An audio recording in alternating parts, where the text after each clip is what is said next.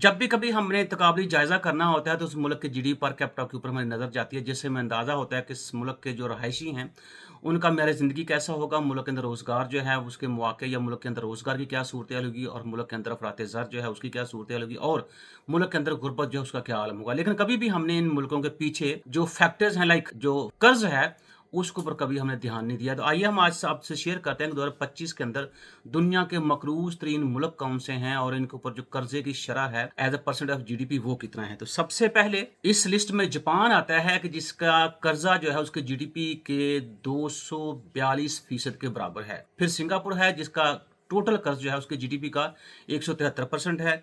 इसी तरह रिटेरिया है जिसका कर्जा 210% है। यूनान जिसका कर्जा तकरीबन 149 as a percentage of GDP है। उसके बाद इटली का नंबर आता है जिसमें कर्ज की शरह 138% है। बहरेन जिसका मजमूई कर्जा जो है 131% as a share of GDP है। इसी तरह मालदीव है जिसका सरकारी कर्ज जीडीपी का 125% है। अमेरिका का सरकारी कर्ज उसके जीडीपी का 124% है।